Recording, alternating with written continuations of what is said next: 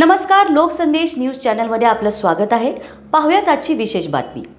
महाराष्ट्रातील लाडक्या बहिणींना निवडणुकीमध्ये दरमहा 2100 रुपये देण्याचे आश्वासन न पाळल्याबद्दल ज्या महिलांना वार्षिक उत्पन्न 2.5 लाखांपेक्षा कमी आहे अशा महिलांना उन्नतीसाठी ही योजना महायुतीच्या सरकारने सुरू केली। विधानसभा निवडणुकीत हे मानधन 1500 रुपयावरून 2100 रुपये करणार असल्याचं आश्वासन दिलं गेलं आणि त्यांच्या या योजनेच्या आधारावर सत्ता आली, पण प्रत्यक्षात गेले 2 महिने मानधन महिलांच्या खात्यात जमा करण्यात सरकार अपयशी झालेलं आहे।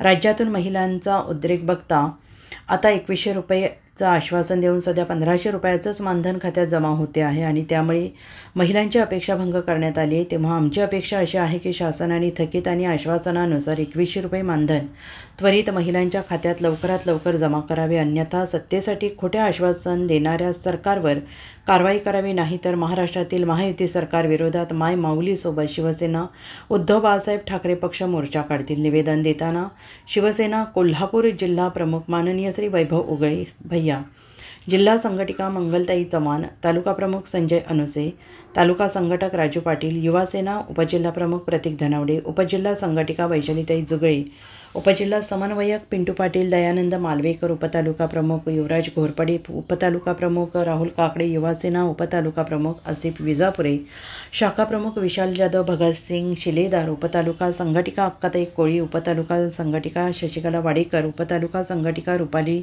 सकपाळ, जयसिंगपूर शहर संघटिका रेखा घाटगे, कुरुंदवाड शहर संघटिका राजश्री मालवेकर, तेरवाड शहर संघटिका लक्ष्मी तराळ आणि शिवसैनिक उपस्थित होते।